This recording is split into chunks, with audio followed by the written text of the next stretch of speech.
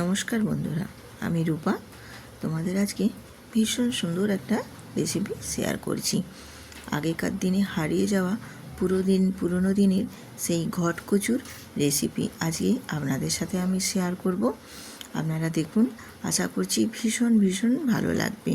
কারণ এই ঘটকচুর রেসিপি আমরা সেই ছোট্টবেলায় ঠাকুমাদের মুখে শুনেছি বা মায়ের হাতে রান্না খেয়েছি। আজ আমি সেটাই আপনাদের সাথে শেয়ার করব। এই কচুগুলো ঘটের মতো দেখতে বলে তাই এগুলোকে বলা হয় ঘটকচু। এই ঘটকচুর রেসিপি কিন্তু ভীষণ দুর্দান্ত স্বাদের হয়। তো আজকে সেটাই আপনাদের সাথে শেয়ার করছি। আমি কচুগুলোকে প্রথমে দেখো কেটে নিচ্ছি, কেটে ধুয়ে পরিষ্কার করে নিচ্ছি। তো আমি এখানে সব কচুগুলো করব না, আমি দুটো কচু নিয়েছি। এই দুটো কচু দিয়ে আজকে রেসিপিটা করব। তো আমি দেখো তার জন্য কচুটা কেটে বেশ লম্বা একটু মোটা করে কেটে নিয়েছি, কেটে ধুয়ে পরিষ্কার করে নিয়েছি। এবার এই কচুগুলোকে আমি আলাদা করে সেদ্ধ করে নেব।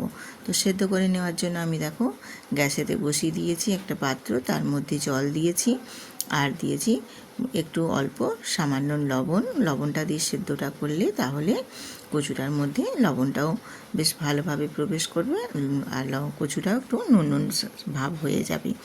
আর এই কচুটা লবণ দিয়ে সেদ্ধ করে নেওয়ার ফলে কী হবে, এর যে জলটা ফেলে দেওয়া হবে কচুর এর জলটাও বেরিয়ে যাবে, যেটা খুবই ভালো। আর কচুটা সেদ্ধটাও বেশ সুন্দর হয়ে যাবে লবণটা দিয়ে দিলে। আর কচুর জলটা সেদ্ধ করে ফেলে দিলে সেটা কিন্তু খুবই ভালো, কারণ কচু তো বলা যায় না, চুলকোতেও পারে, তার জন্য জলটা ফেলে দেওয়াটাই খুবই ভালো। আর কচুটা দেখো আমি খুব ভালোভাবে সেদ্ধ করে নিচ্ছি। সেদ্ধ হয়ে গেলে কিন্তু এর কালারটা চেঞ্জ হয়ে যাবে, তখন একদম ফিট সাদা থাকবে না, একটু কালচে ভাব চলে আসবে। তো এটা আমি সেদ্ধ করে নিয়ে জলটা ফেলে রেডি করে নিচ্ছি ছেঁকে একদম। আর এপাশে দেখো আমি নিয়েছি ট্যাংরা মাছ, বেশ ছোট্ট একদম দেশি ট্যাংরা মাছ, দেখো কত সুন্দর একদম ফ্রেশ। তো এই ট্যাংরা মাছগুলোকে আমি বেছে পরিষ্কার করে একদম কেটে ধুয়ে নিয়েছি আর লবণও মাখিয়ে নিয়েছি। এবারে আমি মাছগুলোকে ভেজে নেব।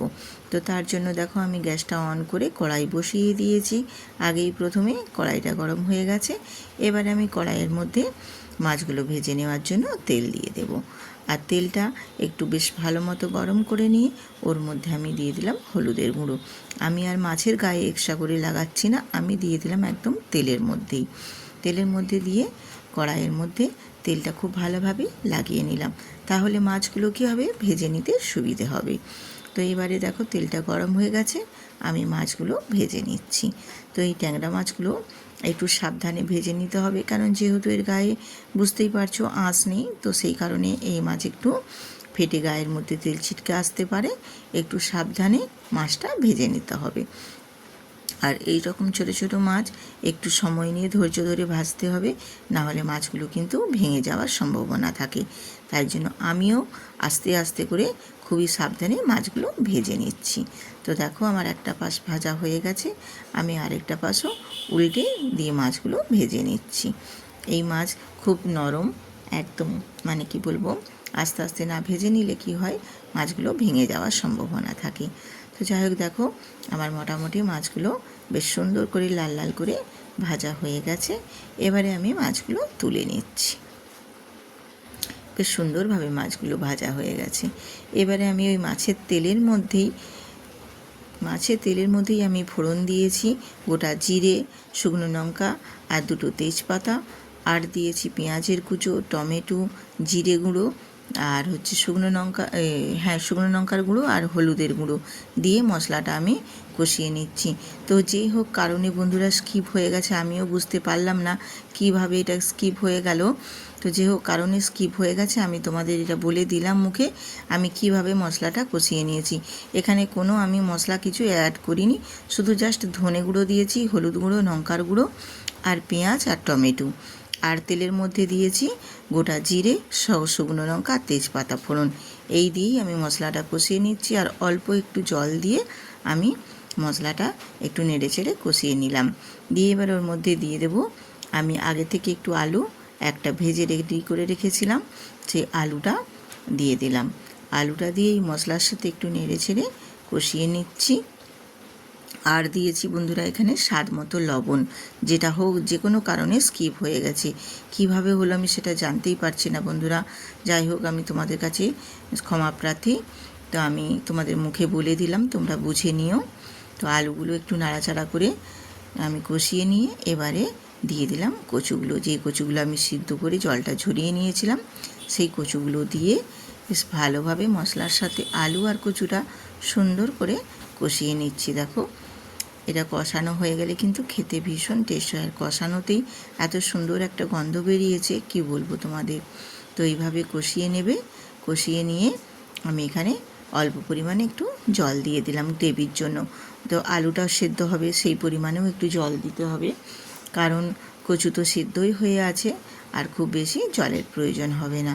তো দিয়ে দেখো, সমস্ত কিছু মশলার সাথে আমি একটু নাড়াচাড়া করে নিয়ে খুন্তি দিয়ে এবারে আমি ঝোলটা ফুটিয়ে নেব। আর দিয়ে দিলাম কয়েকটা চেরা কাঁচা লঙ্কা। তো এটা একটু, যেহেতু ঘটকচুর রেসিপি, সেহেতু এটা একটু ঝাল ঝাল হলে ভালো লাগে। তো দিয়ে একটু ঢাকনা দিয়ে আমি ঢেকে দিয়েছিলাম, যাতে করে আলুটা বেশ সুন্দরভাবে সেদ্ধ হয়ে যায়, আর গ্রেভির ঝোলটাও অনেকটা কমে গেছে। তো এবার দেখো, আমি তোমাদের দেখিয়ে দিচ্ছি, আলুটাও কিন্তু বেশ সুন্দরভাবে সেদ্ধ হয়ে গেছে। কচুগুলো তো আগে থেকেই সেদ্ধ হয়েই ছিল। তো এই দেখো, আমি তোমাদের দেখিয়ে দিলাম, বেশ মোটামুটি সবজিগুলো সব সেদ্ধ হয়ে গেছে। এবারে আমি এর মধ্যে দিয়ে দেবো ভেজে রাখা ট্যাংরা মাছগুলো।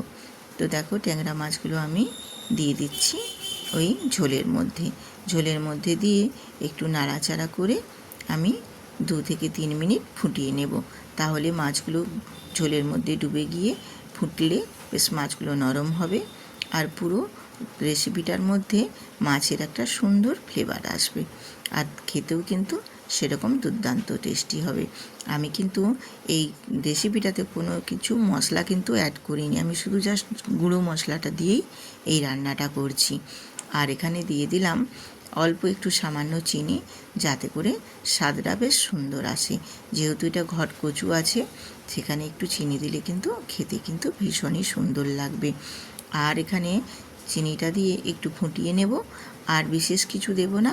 আর সবশেষে আমি দিয়ে দেবো এখানে ভাজা জিরে গুঁড়ো। আমি কিন্তু এখানে কোনো মশলা অ্যাড করিনি বলে, তার জন্য এখানে আমি ভাজা জিরেকে গুঁড়ো করে, এই গুঁড়ো করা ভাজা জিরেটা ওপর থেকে ছড়িয়ে দিয়ে একটু নাড়াচাড়া করে গ্যাসটা অফ করে দেব। দিয়ে 2 মিনিটের জন্য একটু রেস্টে রেখে দেবো। তাহলে এর যে সেন্ট একটা বা একটা সুন্দর যে ফ্লেভার আসে, সেই ফ্লেভারটা কিন্তু খুব সুন্দর বজায় থাকবে। 2 মিনিট আমি রেস্টে রেখে দেওয়ার পর ফিরে আসছি। দেখো কতটাই টেস্টফুল হয়েছে এই ট্যাংরা মাছ দিয়ে ঘটকচু রেসিপিটা। যদি আজকে এই তোমাদের রেসিপিটা ভালো লেগে থাকে বন্ধু, কোথাও কোনো অংশে, তাহলে একটা সুন্দর করে কমেন্ট করে বন্ধুদের সাথে শেয়ার করে দিও, আর ভিডিওটিতে একটি লাইক দিয়ে আমার পাশে থেকো। আর নতুন নতুন বন্ধুরা সাবস্ক্রাইব করে আমার পাশে থেকো, আবার এইরকম নিত্য নতুন রেসিপি পেতে।